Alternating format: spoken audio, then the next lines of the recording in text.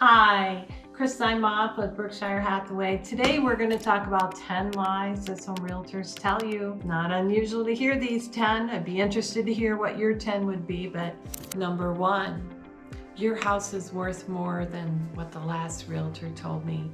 I believe you can get this price for the home. Market price is determined by supply and demand. A lot of times we don't determine market price. Our best interpretation of what your home will sell for is to compare it to 3 comparable sales in your neighborhood, similar age, similar style, similar square footage, similar condition. And it's really up in the air a little bit what your house will sell for, but we usually can judge within about 5% of what your house will sell for. So if someone is coming in and telling you that your home will sell for 20, 30, 50,000 more than the realtor that just came through, they probably didn't do their homework and they're probably not working in your best interest. So the issue with overpricing your home and putting it on the market is that the longer the home sits out there, the less it's going to sell for. Sometimes people market homes extremely low to increase all kinds of bids, and that's not always a good situation either. I think it's, in this market, when we're continually evolving, keep that in mind, is to price your home at market or just below market, not 20,000 below market, not 50,000 below market, not 50,000 above market. If there have been 3 homes in your neighborhood that have sold and similar square footage, and they've been identified in the market that your realtor has supplied you, that's probably a pretty good indication of what your home is going to sell for. And that person has done their homework and they are going to serve you well. Remember, realtors don't get paid until the home sells. And a good realtor is going to do their research and pick homes and do their research and determine what your selling price should be. Number 2, in lies that realtors say, sellers won't accept a contingent offer on their home. And that's really not true anymore. It really depends on the price point. Obviously, there's a shortage of homes, and then that beginning price point, there may be multiple offers, and it might be important to write that cleanest offer. And that is why it's so important to work with a knowledgeable buyer's agent when you're crafting your offer. So that buyer's agent can call the listing agent and ask what's important to the buyer. Would they consider a contingent offer? And if you're aggressive in selling your home, and you write a clean offer, there's a good chance they'll consider it. And it really depends on the price point. An upper price point, they almost expect to see a contingent offer. They may have put their house in the market to buy the next house. There may be a whole series of domino events. So it's not always true that a buyer will not get their contingent offer accepted. Number 3, the Fed just lowered the rate. Why isn't my interest rate going down? The answer to this is it's dependent on other factors. They look at labor statistics, quarter labor statistics, inflation.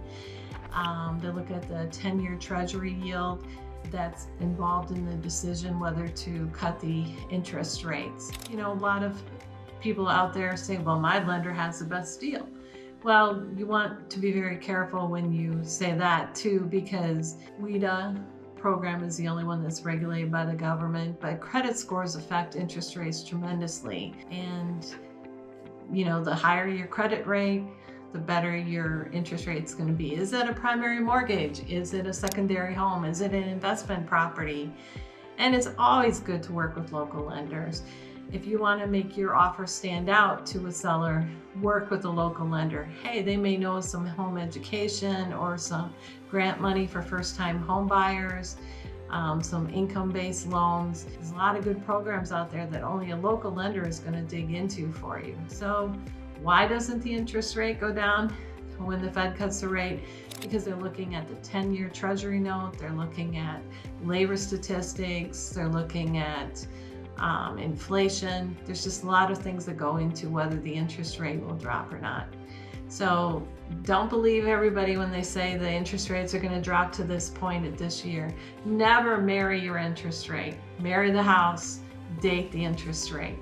And historically, they're still a lot lower than they were in the 70s and 80s. I bought my first home and I was in a balloon for 7.5%. And interest rates were over 10% at that time standard. So there's a lot to be said about why rates are cut and why interest rates are what they are. Number 4 myth that is out there: I can't have a home inspection. I can't write an offer with a home inspection. They'll never accept my offer. I really don't find that to be true anymore. Obviously, in some really competitive price points, if you write a home inspection, you're going to want to write some verbiage like, I'll pay the first $2,000 or $5,000 in repairs, or maybe it's for informational purposes only. But I would never encourage you not to get a home inspection just to get a house. 2-3 hour experience where you get to know the house, and you just need to realize that when you're writing that offer, write it like you would be a seller. Have your agent call up the seller and say, hey, I want to have a home inspection. This is my first house I'm buying. Will they consider that? Put them at ease. I'm not going to go back and ask them to do ticky-tack repairs. So it's important to maybe write that you'll do the first $2,000, $5,000 in repairs. So yes, there are homes being bought with home inspections, and it's really up to working with an experienced buyer's agent to get that offer accepted. Number 5, selling my home on my own will save me thousands of dollars. That's what they've been telling us. Typically, for sale by owner sells for 87% of what a realtor represented home sells for. So are you really saving money? No. And in 2023, it represented only 6 to 7% of the market for sale by owners. Typically, 90% of homes are sold by realtors, and they sell for more money. And you get, representation, you get an experienced negotiator, you get someone that's in your corner. It's a big, important life decision. So why would you just put a sign out there and just wing it? You're going to get more money if you work with a realtor, and you're not going to save money by putting a flat rate in the MLS. It takes a lot more to selling a home than just putting it on the multiple listing service. A seasoned realtor is going to work for you, negotiate for you, and get you a higher price. We don't get paid until you sell your home. There's a lot of times where we get involved in something, and if it doesn't come to fruition, all our time and money is lost. What do you have to lose by working with a realtor who's going to, on average, get you 13% more for your home? Number 6, I shouldn't sell my home this time of year. I should wait till April. Everybody puts their house on the market in April. Nobody wants to move in winter. Yes, typically more homes sell from April to June than any other time of year. We usually see a lull in Wisconsin in July because a lot of people take advantage of the weather and it's vacation time. And if it takes a month to put your mortgage together, most people like to move before school starts, which is typically around Labor Day. But is there really a bad time to sell your home? There's less people that want to move in the winter, but then you have to look at it this way. If everybody puts their home on the market in April, is that necessarily a good thing for you? If you're in a price point where you're going to compete against half a dozen other properties, maybe you want to stand out and come out in February. Typically the best deals for buyers are in December, but it doesn't necessarily mean that you're going to get less for your home. The market is constantly evolving, and typically we see the most homes sell over the summer. A lot of people wait till March or wait till the better weather and their yard starts to green up to sell. But no, you don't have to wait till April to sell your home. You can sell it in February, March, because you're going to have less competition. And if your home is on the water, then maybe you want to wait until somebody can see how beautiful the water is. Or if you have video of the home in the summer, be sure to include that. But you don't have to wait till April to sell your home. People buy homes for different reasons. Maybe they're transferred in January and they need to find a home. And if yours is the home only home that they like that's out there, you have a great chance of making a good deal. Number 7 myth that's perpetuated out there is I should wait to buy a home. Interest rates, my lender tells me they're going to be down to 5 by the end of 2025. Cost of waiting could be very expensive.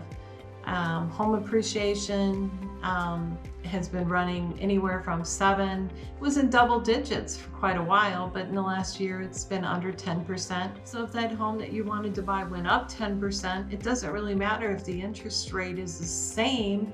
You've just lost out on that year's appreciation. You've lost out on all those tax deductions. You need to marry the house, and date the rate. You can always refinance the house. You can buy down the rate when you initially buy the home if you want to do that, or you can wait, and when the rate goes down to where it's cost effective for you to refinance, then you do it then.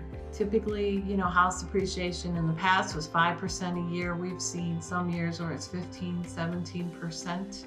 I think we're going to start to see house appreciation less than 10%, but that's still, I don't know if you're getting 10% on your money, but if you're getting 10% on your house every year, that's great. So if you plan on staying in an area for 5 years, then I would recommend you buy a home, maybe rent for 6 months to a year to see what area you want to live in, or work with someone who knows the area and can give you a good idea what amenities you want to be close to, lifestyle, and so forth. So if you plan on living somewhere for 5 years, I think it's a good investment to buy a home. Otherwise, rent and then save up and maybe buy a home at that next move. Number 8, a myth I hear all the time is a pre-approval and a pre-qualification is the same thing. What's really the difference? Well, there's a big difference. A pre-qualification, you can go online in the middle of the night, plug in a couple numbers, and they'll do a soft pull in your credit, or it can be done over the phone. A pre-approval requires a lot of documentation: W-2s, pay stubs, social security numbers, records of assets, your 401k, your current mortgage statements, and a lot of lenders like to see less than 36% debt to income ratio. And it's a very good indicator of how much home you can afford. And it just looks better when you're, applying for a home, when you're writing an offer on a home. If you've used a local lender and you've gone that extra mile for a pre-approval, people sometimes give you a gold star pre-approval, or they'll say it's done everything but gone to underwriting, whereas a pre-qual is just sort of an entry point to get an idea if you're in a position to even buy a home. So there's a big difference between pre-approval and pre-qualifications, and it's important to sit down with the lender and get the process started so you can buy the home of your dreams. Another myth that's perpetuated out there, number 9, is I have to write on this home today. It's going to be gone if I don't write on it today. In some markets it's very brisk. In our market, we've seen a little bit of a slowdown. We're actually seeing some price reductions. Obviously, in the rental and investment market, there's sold all inventory that you may have to write on something right away, but it's not always the case. Homes are taking longer to sell than they were 6 months ago. Lower price points, as I said, could be more competitive. Sometimes realtors are holding offers to a certain date, a predetermined date, and I always think that's a good idea, because maybe they write 48 hours for acceptance, or they say we're going to look at offers in a week, so that gives the whole audience a time to look at the house. It's just not going to the first bidder, and it's working for your seller, because you want people to view the home, more than one person to view the home. You don't want to sell it to necessarily the first person. There's a lot of truth in the first offer is your best offer, but you can be picky in this market, especially if you're a seller. It's still a seller's market in Wisconsin. Number 10, buyers are liars. I'm sure you've heard that one before. If you're a seasoned realtor and you take the time to sit down with your buyers, and maybe you're working with them remotely, maybe you do a FaceTime call or a Zoom call, and you analyze what their needs and wants are, and you put them on a search, and you go back to them and say, is that a good fit for you? What did you like about that house? Or tell me about the house you live in now. You can learn a lot about a buyer from doing that. You can usually uncover what they want. Paperwork varies from state to state, so it's important to go over all the needed disclosures and written paperwork, offers and addendums in person. It's important to represent your buyer as a buyer's agent, so you can give them advice on what to offer on the house. It just make sure that they're working with the lender, that they're not looking for something out of their price point. So buyers are liars is just sort of a fun one that realtors throw around. But if you really take the time to get to know your buyer, you're most likely going to know what kind of home they want. So I hope these were helpful in determining how to move forward in this real estate market, and we're constantly evolving. I still think real estate is a great investment for people. You know, it's not for everybody. If you only plan to be somewhere for a couple of years, you may want to rent and then just save up for that next home. You know, everybody wants to get, into a home that they can maybe start their family or move on to the next chapter of their life. I mean, people buy homes for different reasons. People buy condos so they don't have to do all the work that's associated with a home ownership. Some people buy their first investment property. There's people that retire early because they bought a series of investment properties. I think real estate represents the path to wealth, and a home's going to go up in a year. So if you're living in an area that you love and your rent has gone up, which it has significantly, and you're not in the driver's seat if you're paying rent, then you should consider buying a home. So just work with a seasoned realtor, make sure that you understand the process, work with the local lender, get all your documentation info.